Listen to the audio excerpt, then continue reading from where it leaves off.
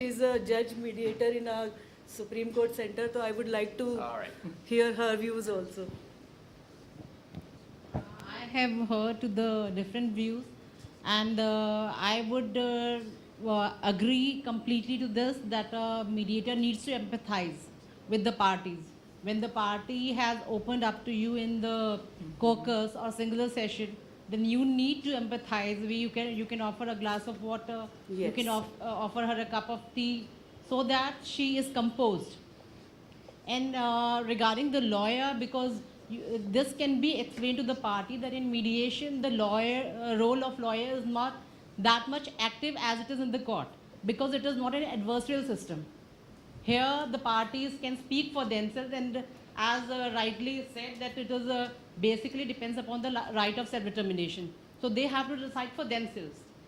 The lawyer can only help them out, and that help can be provided by the mediator also in terms of taking care that they whatever decision they take, that is for their own benefit. Thank you. Okay, we're going to move on to another circumstance, and I'm going to ask Rebecca to say a few words about it, and then we're going to do this in a slightly different procedure. So I'm going to let Rebecca begin, and then I'll give you some instructions about how to organize yourselves to analyze this different problem. Well, first of all, thank you very much for being here. I see so many familiar faces here in the audience, and the hospitality by the Indian community has been outstanding, and I thank you for that. And I also thank you for the supreme sacrifice of missing the India-Pakistan cricket game as we speak, but I do believe that you can get the scores. Let me set this up a little bit, okay? First of all, when we talk about ethics, I think of integrity. And when I think of integrity, I think about an alignment. And the alignment is the mind, the heart, and the gut, okay? Mind, heart, gut. Nancy has been great at helping us with some of the mind issues, okay? The issues, the cognitive issues. What are the codes? What are some of the guidelines? Where can we go where folks who put a lot of thought into these issues have proposed possible ways to approach a particular issue? The heart, that I leave between you and your God or gods, okay? The gut, that's when there's something going on, and the neuroscientists would say it's a somatic response, and you get this feeling in your gut, wait a minute, something isn't quite right, and you have to pay attention to it. So it's sort of the check-in for the whole mediator, that mind, heart, and gut. You know, we don't have time in the middle of a mediation to go to the codes necessarily, or go to my JAMS ethical guidelines in the moment, but we need to be familiar with them because, as you know, we can create habits and we can create understandings that will help us with our gut feelings and even our heart feelings about an issue that has integrity at its heart. Let me also say that I see Veena Rowley here. It's always a pleasure to see you, Veena. And she has a very good article, which I commend to you, that's in the Association of Indian Mediators, and on ethics in mediation, and has, I think, a very helpful checklist of issues to be aware of as you go into a mediation. And so that if you get that gut feeling something's not right, or here's a moment that I really need to make some kind of ethical decision, having this checklist, I think, could be very, very helpful. Now, what I'd like to do at this point is ask you, and with Howard's help, to get in groups of, let's say, Six. Okay. Move the chairs. Command the space as you would as a mediator. You want to create a safe space for some conversation here. So please get in groups of 6, and it might be fun for you to get in groups with folks that you do not know. So we'll be handing out a scenario for you to read, and the instruction is that you'll read it through and talk among yourselves. And then we'll call it back to order, and we'll have comments. But this way, everyone may have a better opportunity actually to to have a few words. Nancy, I don't think there's I'm not going to screw up the PowerPoint. Oh, there it is. I didn't want to touch the machine. Thank you very much for your Welcome, help. sir. Appreciate it. I think we should. All right. All right. I think going to walk us through the problem Right? so that So if you those listen- if you listen alongside of trying to read through, it will be faster and easier. And please share your copies within your group, okay? This is a sharing experience that we're having here, all right? So New Company is a US-based company founded in Silicon Valley by a young man by the name of Victor Kumar, a brilliant Indian engineer who was a graduate of Stanford University. The company's main product is a patented software program for businesses, and it's trademarked as Dream Sales. New Company also provides consulting services and on-site assistance from its employees. As I said, Mr. Kumar is from India, and his family has invested very heavily in this New Company. New Company entered into a contract with Silicon Valley Inc., which is a Silicon Valley-based company, which has revenues that exceed $500 million a year. It's a large organization. And in this contract, the contract included a licensing agreement for Dream Sales, consulting services, and placement of a programmer on site to assist with the implementation and customizing of the program, just general services around the product.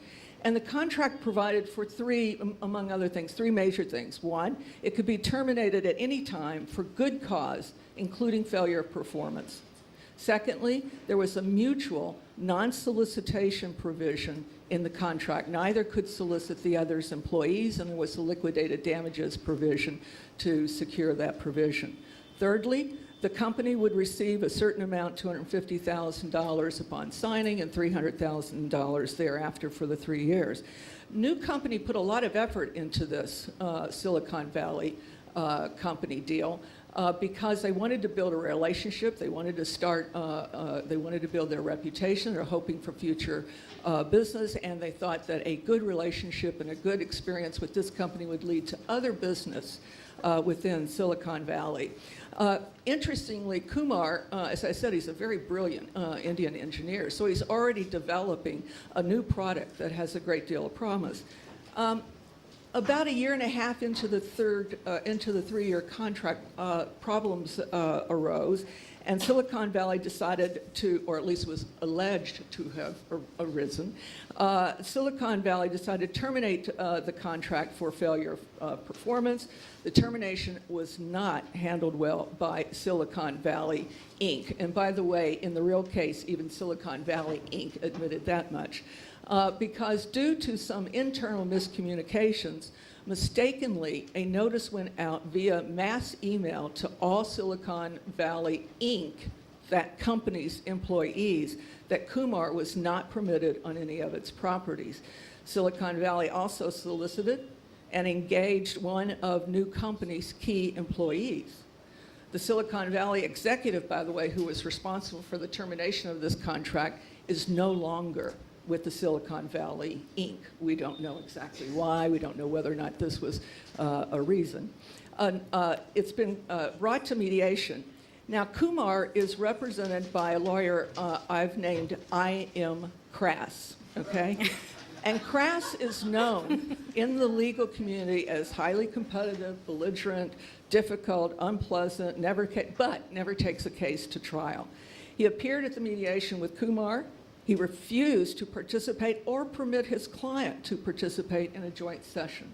He berated the other side in a very bombastic way and announced that he and his client were there only to talk about how much money Silicon Valley Inc. was going to pay to settle this dispute. Crass stated that he considers it the mediator's responsibility to get the best possible deal for his client. Crass also engaged a forensic accounting firm that projected millions of dollars in lost future profits based on Kumar's claims of business defamation and interference with prospective economic relationships. Silicon Valley Inc. is represented by a very reasonable, respected, and experienced litigator who tends to be very practical in his approach. The party representative is the in-house counsel for Silicon Valley, and she too is very businesslike, very professional. Silicon Valley Inc. is willing to pay something for the breach of contracts due to the non-solicitation provision, and something to save on costs of defense, which are very substantial in the US, by the way. And Silicon Valley places no value on any claim for lost profits, which it views as without any basis or fact in law and wholly speculative in any event. Now, what I'm asking you to do is to discuss this scenario and identify those ethical issues that pop up in your mind. And as you do that, and you identify these ethical issues, also do a check-in. Is it cognitive? Is it in the mind? Is it a gut check? Is there something here that doesn't seem right, but you're not really sure what it is that isn't right? And just go through and in your group, spend some time discussing. Then we'll come back in a plenary session and talk about some of the things that came up for you in terms of identifying what some of the potential ethical issues are. Okay? So we'll have 10 minutes for this.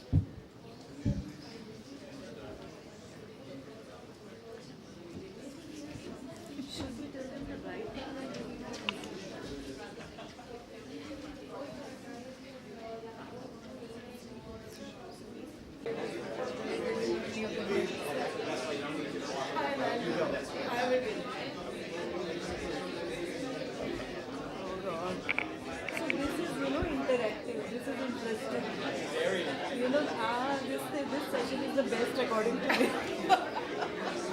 Rebecca's problem. हाँ, where is? नहीं मिला ही नहीं अभी तक. वरुणा के साथ. वरुणा को आप बोल देना ना. She will take care. You just tell her.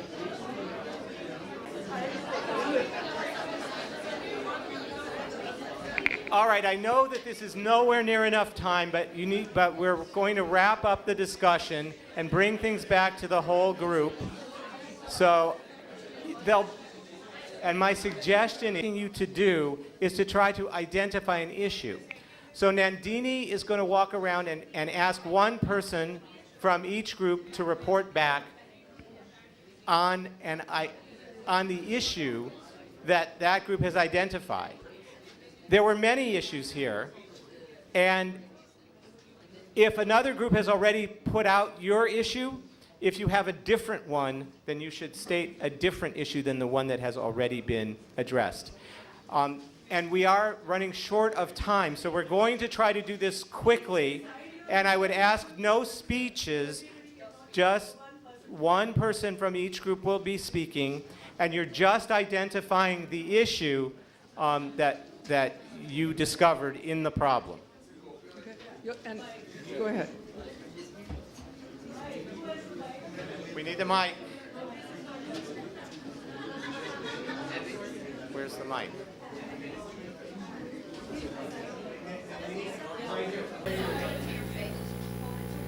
Not allowing the client to participate. Yes, in the session. So, our issue would be, can the mediator impose on the party's representative to allow his client to participate in the session? Well, actually, to ask Mr. Kumar for a face-to-face discussion or without his discussion without his representative. Would that be something that Great. a mediator could do? Terrific. So can we have another group? That group is very.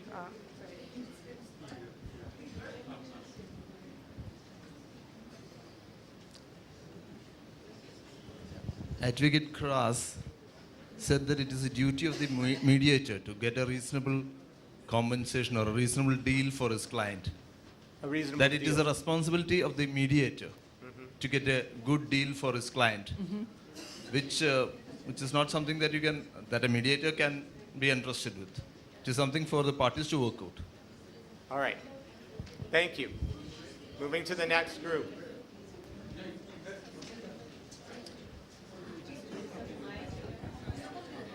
Yeah, we agree with this aspect, and we were also of the same view that there would be requirement of two sessions, sub-session with the lawyer and sub-session with the individual party, and the aspect of this responsibility of the mediator. It can never be the responsibility of the mediator, because the mediator has to be impartial and absolutely neutral.